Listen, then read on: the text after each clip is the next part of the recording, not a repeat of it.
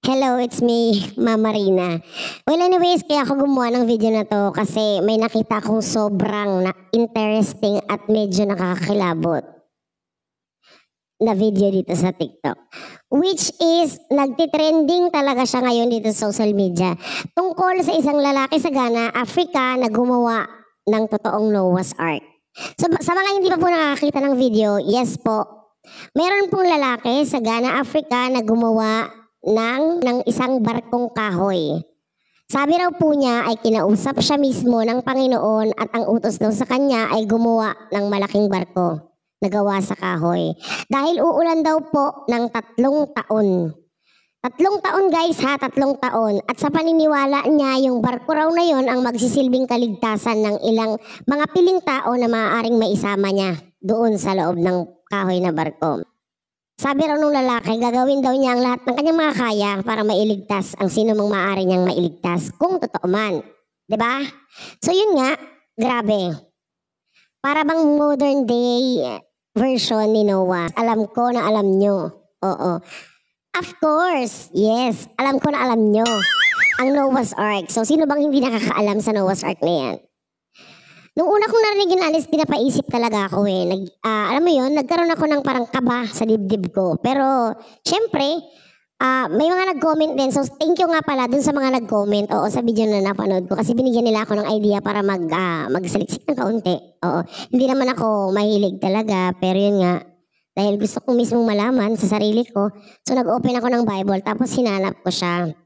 Oo, isip ako kung totoo kasi o hindi eh. O baka isa lang tong kwento. O baka isa lang din na kwento. Alam mo yun? Nagigising sa curiosity ng mga tao. Pero syempre, imbes na husgahan kagad, hinanap ko muna yung sinabi mismo ng Biblia tungkol sa ganitong mga bagay. At alam nyo, ito yung nabasa ko. Sa Genesis 9:13 hanggang 15. Ang sabi doon ha, aking inilalagay ang aking bahaghari sa alapaap at siyang magiging tanda ng tipan sa akin at sa lupa. At mangyayari pagka ang aking dadalhin ang isang alapaap sa ibabaw ng lupa ay lilitaw ang bahaghari sa alapaap.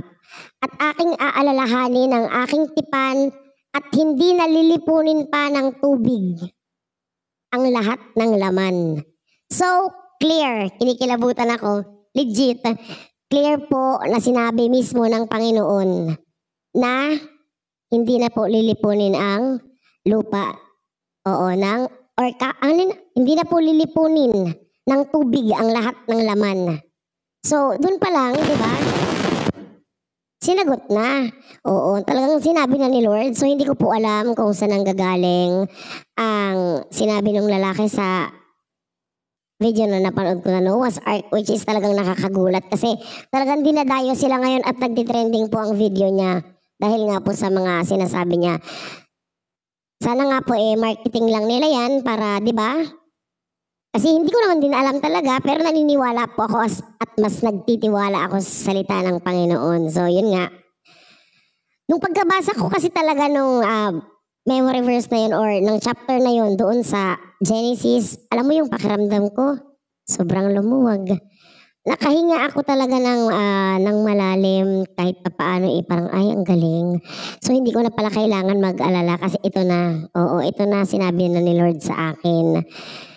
So yun nga, baka lang din, oo. Dahil nga ang dami nangyayari na, di ba? Dito sa atin, sunod-sunod ang earthquake, sunod-sunod po ang pag-ulan, ang pagguho ng mga structure. So,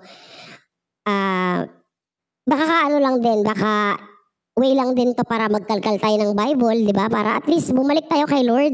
Kasi wala naman talaga tayo ibang pupuntahan, guys. So, sabi nga nila, sa anumang pangyayari sa buhay natin is prayer po. Prayer ang pinakamalakas nating magiging sandata sa anumang panganib na ating haharapin at hinaharap.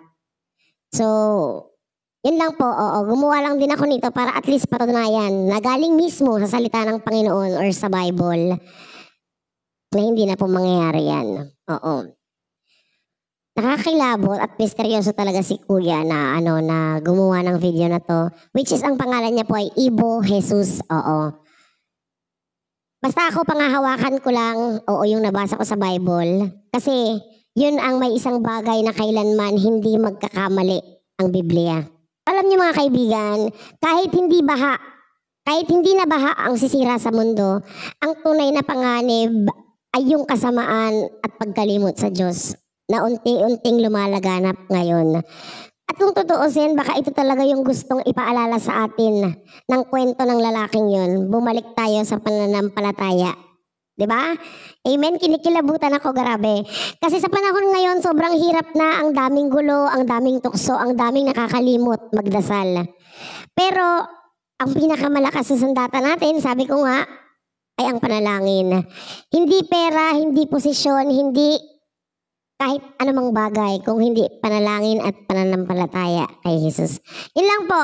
Thank you so much. Maraming salamat sa pagbibigay ng oras para panoorin tong video na to. So kung napanood mo to, mag-comment ka na lang dyan ng amen, oo. And then, gusto mo basahin mo rin sa Bible, oo. Baka time na para kalkalin mo yung Bible mo at magbasa-basa doon, baka sakaling meron na ring message si Lord sa'yo.